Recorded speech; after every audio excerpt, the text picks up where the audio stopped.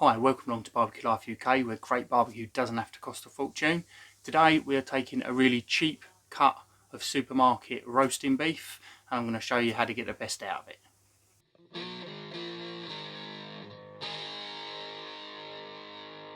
So as I say, this is just a supermarket cut of roasting beef. I'm not even 100% sure what particular cut it is. It's just a roasting beef joint from Asda, but they're all fundamentally the same from most of the supermarkets. The first thing I like to do is this netting that goes around the meat that holds it into its shape when it's in its packaging. I like to remove that because I want the meat to be able to move and contract and relax exactly how it wants to. I don't want elastic to be holding it in place. I find I get a much tender joint by taking that off when I cook it, and it just lets it mellow out the way that it wants to rather than being held together. So for our seasonings on this particular joint, I'm going to go really simple. I've had a lot of people say that they want me to start making my own rubs as well as using the branded stuff. And the reason I use the branded stuff from Rusty Barbecue Company is because I really believe in the company and I believe in the product.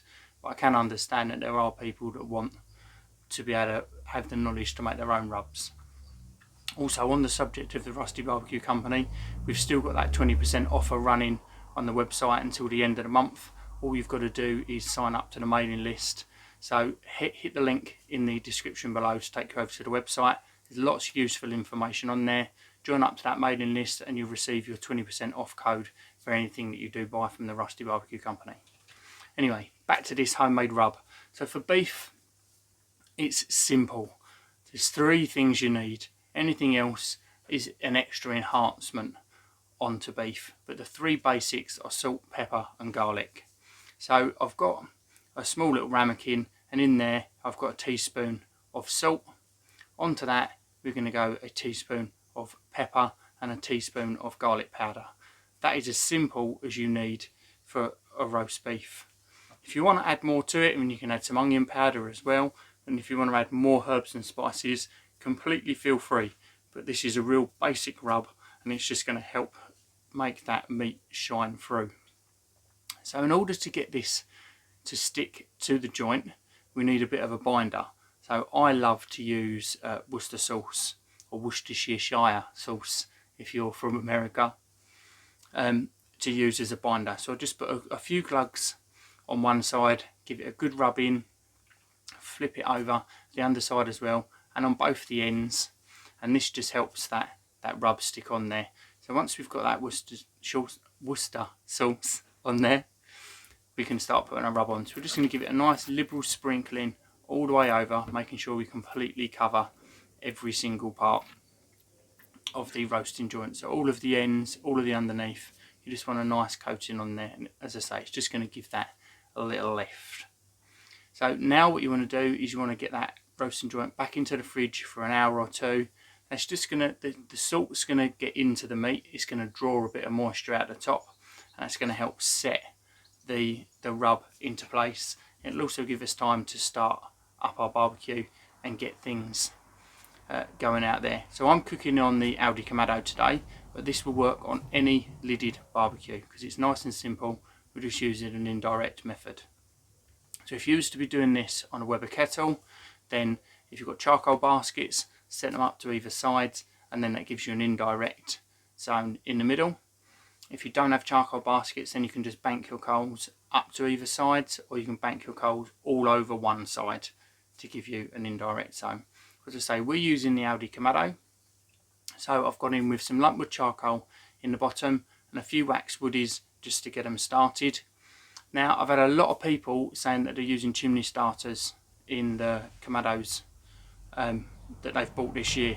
It's a real dangerous game to be doing that, because that instant heat that you're putting in that ceramic can crack it. So it's always best to take it from a slow temperature up to a higher temperature, nice and slowly. So if you are using a chimney starter and you're being lucky at the moment, you are incredibly lucky.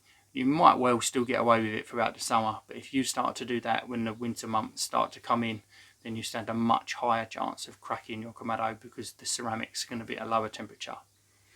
So as I say, a couple of firelighters in, And once they're gone out, we then leave the lid open for just another couple of minutes. So this is the point where we want to be adding our smoking wood. So I'm going to get that nicely nestled into the charcoal where it's already burning, and this is going to let it get through that combustion stage while the temperatures are coming up in the Kamado, ready for us to cook this beef in a nice smoke environment rather than a white smoke. So I'm using an Inkbird thermometer today to monitor my temperatures, and we're aiming for a cooking temperature of anywhere between 180 and 200 degrees C, so somewhere around there.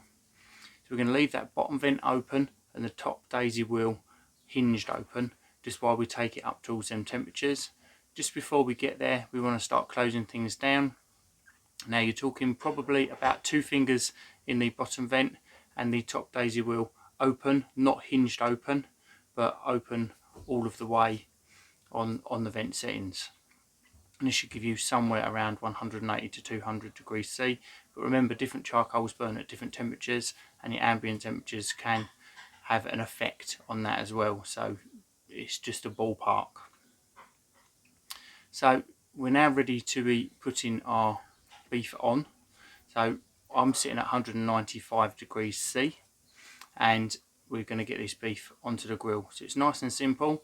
We're just going to put that directly onto the grill grate right above that deflector plate, so that we've got a nice indirect cook, and we're just going to let it sit.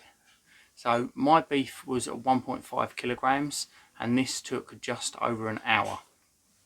So there's a little a ballpark timing on there, but you can't always go by times. You need to be cooking by temperature. So ideally we want to be pulling this meat about 54 degrees C, which is going to give us a nice medium to medium rare finished look to the meat. So as I say, this took an hour, and when it got to that 54, I've pulled it off, I've put it onto a plate. You can see it's got a real nice colour to it. It's not a bark on the outside, but it has taken on, it's tightened up and taken on a nice amount of smoke on the outside of it.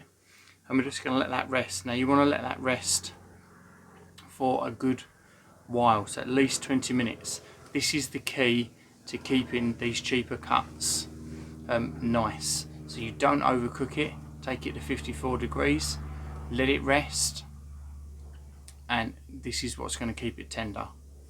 So after sort of 20 minutes, this is when we can go back and we can start slicing it. So as you can see, we've had a lot of juice come out the bottom. Keep hold of that, because once you slice it, you can pour that back over the top as an extra bit of flavour. So I'm just going to slice through the middle. So I've cut it in half, and then you can do this if you're not 100% sure which way the grain of the meat is going. So I've done it just to give you a nice cross section through here, but you want to be going against the grain of the meat, so you can see the grains running one way through, and when I slice my slices, I'm going the opposite way, and this is going to give you a much tender bite as well. So by the time this rested the 20 minutes, I expected it to go up around 3 to 4 degrees in my resting period, and it went up 8 degrees, which was a massive amount of rest increase. So I don't normally get that amount, so that's why it's not quite as pink as I would have liked it, but it is still going to be tender because we've let it rest, because we didn't keep it in its net and we let the meat do what it wanted to do and contract where it wanted to contract, rather than trying to keep it as one solid lump inside that netting.